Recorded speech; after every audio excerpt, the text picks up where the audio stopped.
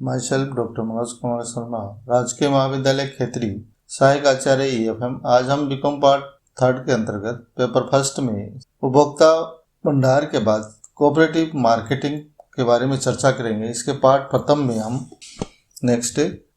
भारत में कृषि वर्ग संगठित नहीं है। इन व्यापारिक वर्ग मध्यस्थ का सामना करने में असमर्थ है। सदियों की दास्तां और ऋणग्रस्तता के कारण उसे अपनी उपज महाजन को ही बेचनी पड़ती। यहाँ तक कि ब्याज और मूलधन का भुगतान करने के लिए उसे फसल काटते ही बेचनी पड़ती। वह फसल को उचित मूल्य प्राप्त करने का इंतजार भी नहीं कर सकता। अतः भारतीय कृषि जीवन यापन का एक प्रमुख साधन है। भारतीय किसान इसे व्यवसाय के रूप में नहीं चलाते। उनके पास उदरपूर्ति का अन्य कोई साधन न होने के कारण कृषि को ही अपनाते हैं। कृषि की एक आंख हल पर तो दूसरी बाजार पर लगी होती है। वह अपनी उपज का उचित मूल्य प्राप्त करने के लिए प्राय चिंतित अवस्था में ही रहता है। अपनी उपभोग वस्तुएं महंगी खरीदता है और अपनी उपज सस्ती दर पर ही बेचने के लिए विवश होता है। यदि किसान को अपनी उपज का उचित मूल्य प्राप्त हो जाए तो वह अधिक उत्पादन के लिए प्रोत्साहित भी होगा। लेकिन भारत में कृषि विपणन की दशा बहुत ही शोचनीय है। अधिकांश कृषक अपनी उपज व्यक्तिगत स्तर पर बेचते हैं, जो व्यापारियों के माध्यम से ही बेची जाती है। ये व्यापारी मध्यस्थ किसान की कमजोरी का लाभ उठाकर उनका शोषण ही करते हैं। एक किसान की उपज को कम से कम मूल्य पर खरीदकर उसे उपभोक्ताओं को ऊंचे मूल्य पर बेचकर लाभ अधिक प्राप्त करते हैं, जिनके परिणाम स्वरूप न केवल उत्पादक अपनी उपज का उचित प्रतिफल प्राप्त होने से वंचित रह जाता है, अपितु उपभोक्ता भी ऊंची कीमत होने के कारण हानि उठाता है। भारतीय कृषि विपणन व्यवस्था की कठिनाइयों की ओर ध्यान आकृष्ट करते हुए शाही कृषि आयोग ने कहा है कि दोष चोरी से कम नहीं है। यदि भी इन दोषों को दूर करने के लिए नियमित बाजार अधिनियम कार्यशील है, लेकिन नियमित बाजारों में किए गए वैधानिक उपायों को सहायता देने, मंडियों में स्वस्थ क्रय विक्रय की प्रथाओं के प्रचलन हेतु अतिरिक्त कदम उठाने के लिए सहकारी क्रय विक्रय समितियों की अब भी आवश्यकता है। ग्रामीण साख सर्वेक्षण समिति ने भी अपनी रिपोर्ट में कहा है, अधिकांश नियमित बाजारों में जिनकी संख्या सापेक्षिक रूप से कम है, विपणन स्तर में सुधार हुआ है, तथापि इनमें कई दोष अभी भी विद्यमान है। मंडी में आज भी हमें नापतोल में गड़बड़ियां, कृषि उपज के मूल्य में भी धार्मिक और दान कार्यों के लिए कटौतियां, थोक विक्रेताओं द्वारा अधिक मात्रा में नमूना लेना, दलाल व क्रेताओं के बीच गठबंधन होना आदि अनेक बुराइयां हमें देखने को आज भी मिलती है। भारतीय कृषि विपणन की समस्याएं या दोष जो है वो इस प्रकार है। संगठन का अभाव। भारतीय कृषक बिखरे हुए हैं, छोटे छोटे रूप में हैं। संगठन के अभाव में उनका सही मार्ग निर्देशन नहीं होता। इसके विपरीत उपज क्रेताओं को आर्थिक स्थिति सुदृढ़ होने के कारण वे किसान को आसानी से विभिन्न बातें भी मनवा लेते हैं और शोषण करने में सफल होते हैं। संगठन के अभाव में किसान उनका विरोध करने में भी सफल नहीं होते हैं। मध्यस्थों की बहुलता। प्राय किसान अपनी उपज को गांव में ही बेचता है। कृषक कृषि उपज को उत्पादक से उपभोक्ता तक पहुंचाने के लिए बहुत से मध्यस्थों से गुजरना पड़ता है। उदाहरण के लिए गेहूं की उपज के संबंध में मध्यस्थ किसान जो अन्य किसानों की उपज एकत्रित करते हैं, जमींदार जो अपने काश्तकारों की उपज एकत्रित करते हैं, गाँव का महाजन, घूमने फिरने वाले क्रेता और उच्च कच्छ आड़तिया, पक्का आड़तिया और सहकारी दुकानें, थोक व्यापारी, मिलों के एजेंट तथा कंपनियों तक के एजेंट आदि प्रमुख है। कुछ मध्यस्थ क्रेता और विक्रेता दोनों की ओर से काम करते हैं और दोनों पक्षों से भी कमीशन और दलाली लेते हैं। अनेक कार्य धोखाधड़ीपूर्ण भी होते हैं, जैसे पर्दे के अंदर इशारों से कीमत तय करना भी आदि प्रमुख है। शीघ्र बिक्री की बाध्यता भी किसानों के लिए एक समस्या है, दोष है। सामान्यतः किसान को अपनी उपज तैयार होते ही बेच देनी पड़ती है। इस समय न तो उसे अपनी उपज का उचित मूल्य प्राप्त हो पाता है और न मध्यस्थ द्वारा उपयुक्त शर्त ही। सामान्य रूप से फसल आने के समय बाजार भाव कम ही होते हैं। उस समय किसानों पर कर्ज देने वालों का दबाव भी अधिक रहता है। उनके दबाव में आकर वे महाजनों अथवा व्यापारियों को अपने उत्पाद बेच देते हैं। व्यापारी उनकी उपज को खेत या खलिहान पर ही खरीद लेते हैं। इस प्रकार वह अपनी उपज बेचने के लिए बाजार का मुंह भी नहीं देख पाता। विपणन व्ययों की विविधता। भारतीय कृषक को अनेक अनावश्यक विपणन व्यय वहन करने होते हैं।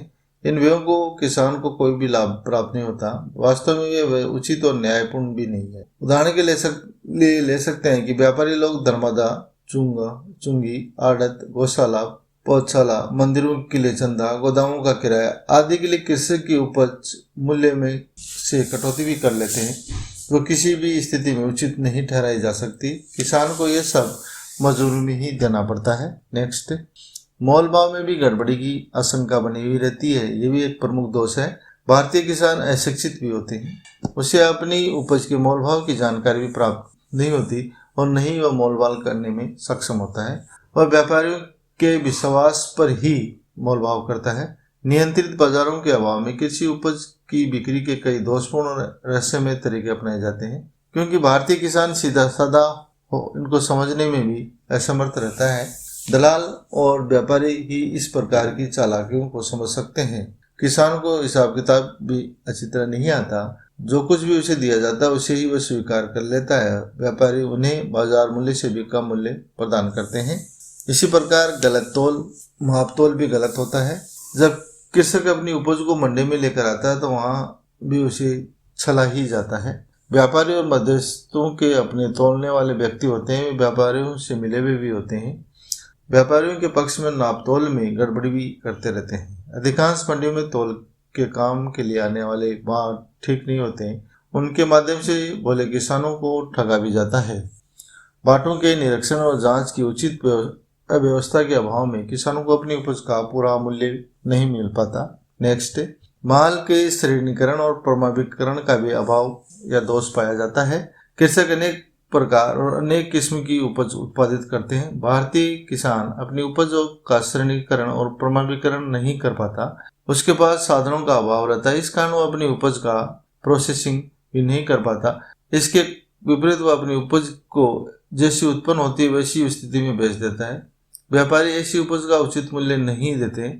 इस प्रकार की उपज घटिया किस्म के भाव से खरीदी जाती है, जिससे किसानों को अपनी उपज का उचित मूल्य नहीं मिल पाता। फसल में मिट्टी, कंकड़, अन्य श्रेणी का माल मिला होने पर उनका उपयुक्त मूल्य भी प्राप्त नहीं होता। गोदामों और भंडारों का अभाव भी पाया जाता है। ये भी एक दोष है भारतीय किसानों के लिए। भारतीय के पास अपनी उपज को संग्रह करने के लिए उचित स्थान, गोदाम और भंडारों का पूर्ण रूप से अभाव है। इस कारण उसे अपनी उपज तैयार होते ही बेचनी पड़ती है। यदि वह अपनी उपज अधिक मूल्य प्राप्त करने की आशा से संग्रह करता है तो भी बहुत सी उपज नष्ट हो जाती है। नेक्स्ट, बिक्री संबंधी सूचना का अभाव भी रहता है।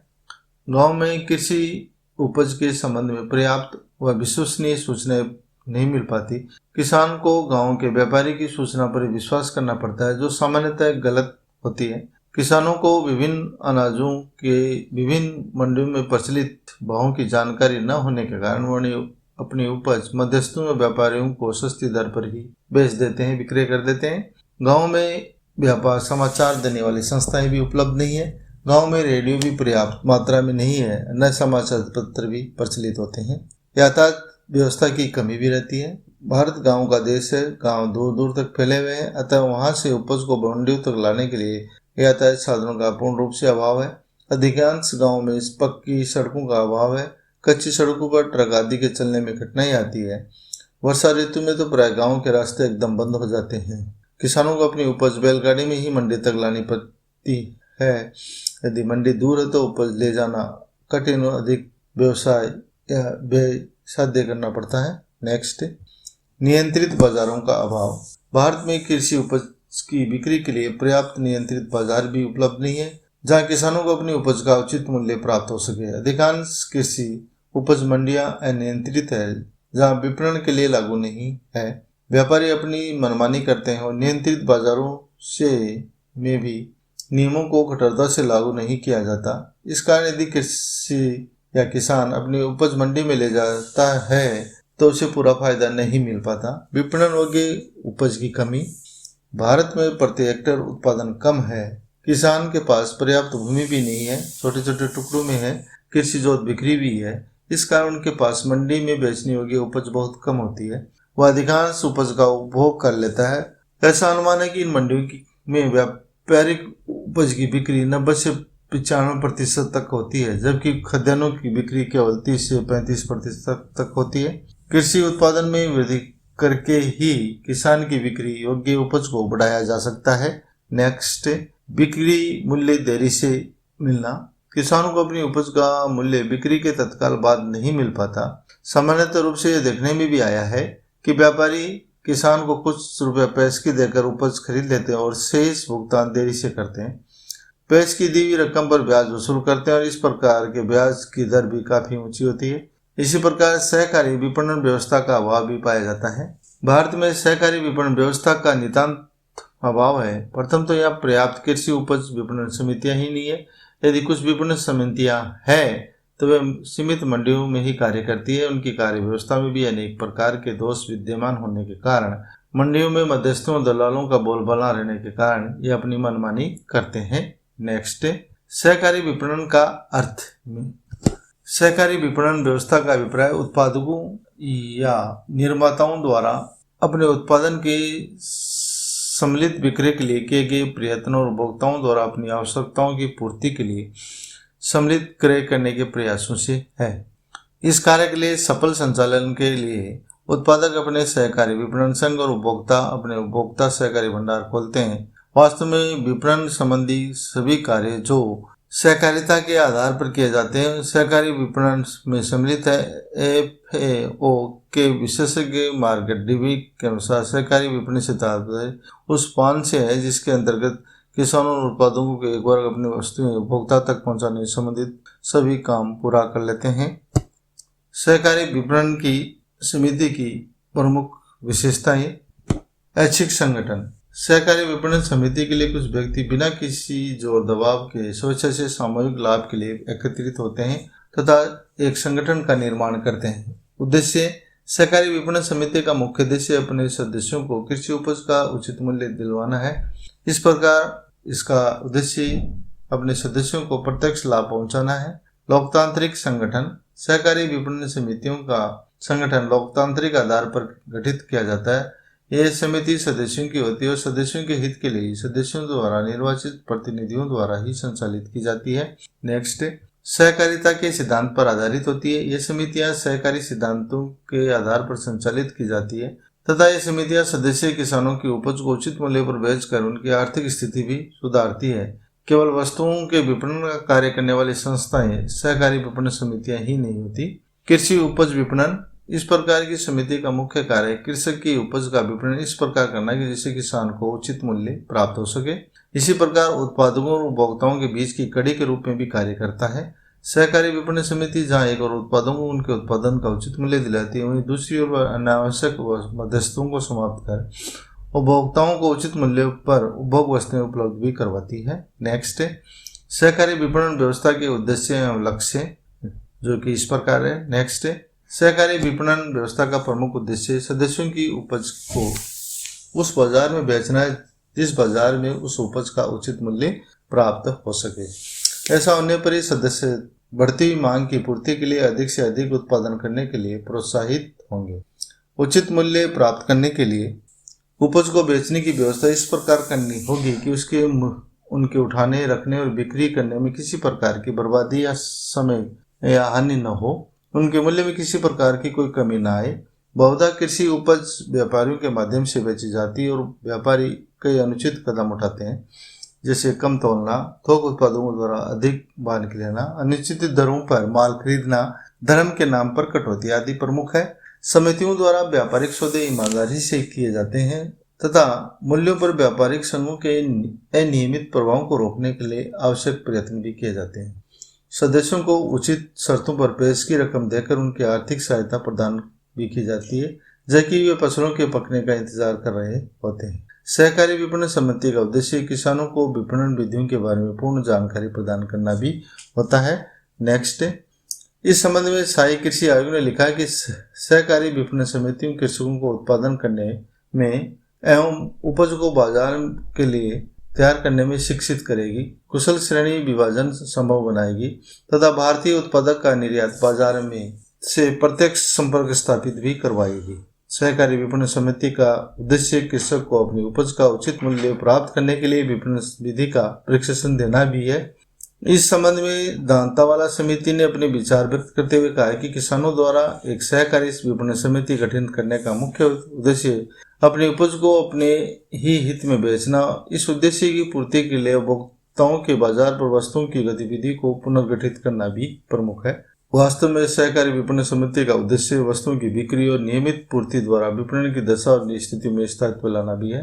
नेक्स्ट, अतः हम संक्षेप में एक सहकारी विपणन समिति के उद्देश्य इस प्रकार प्रकट कर सकते हैं: कृषकों को सौदा करने की शक्ति को बढ़ाना, सदस्यों को उत्पादन का उचित मूल्य दिलाना, अनावश्यक मध्यस्थों को हटाकर कृषकों या किसानों के लाभ में वृद्धि करना, किसानों की वित्त की कमी वाली समितियों को वित्तीय सहायता प्रदान करना, उत्पादक वस्तुओं के मूल्य में स्थायित्व लाना। इसी प्रकार उचित व्यापारिक नीतियों का विकास करना, अन्न वसूली मूल्य नीति के क्रियान्वयन में सरकार के प्रतिनिधि के रूप में कार्य करना। नेक्स्ट, किसानों को अच्छी किस्म की फसलों को उत्पादित करने के लिए प्रोत्साहित करना, वस्तुओं के वर्गीकरण, प्रमाणीकरण, यातायात की प्रमुख सुविधाएं भी प्रदान करना।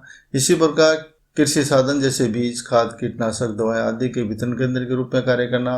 सदस्यों में आत्म सहायता, मितव्ययिता और अच्छे उत्पादक की भावना भी जागृत करना भी एक प्रमुख उद्देश्य है। अपने सदस्यों के आर्थिक हितों की वृद्धि करना, उनके सहकारिता की भावना जगाना, विपणन तथा साख को जोड़ना और उन्हें एक सूत्र में बांधकर सहकारी कार्यक्रमों को विकास करना भी एक प्रमुख उद्देश्य है। राज्य क्षेत्रीय सहकारी क्रय विक्रय संघों के समन्वय से सदस्यों की उपज का निर्यात करना तथा अन्य वे सभी कार्य करना जो कृषि उपज की उत्तम बिक्री में सहायक भी हो। अतः हम संक्षेप के रूप में कह सकते हैं कि व्यवस्थित एवं वैज्ञानिक विपणन का उद्देश्य क्रेता और समाज के हित में नियंत्रण, मंडियों, प्रमाणित किस्मों, संग्रहण सुविधाओं, यातायात और संवाद वाहन के अच्छे और सस्ते साधनों, स्वस्थ एवं स्वतंत्र प्रतियोगिता की स्थापना करना भी इन समितियों का विपणन करने का एक प्रमुख उद्देश्य है। Next, thank you.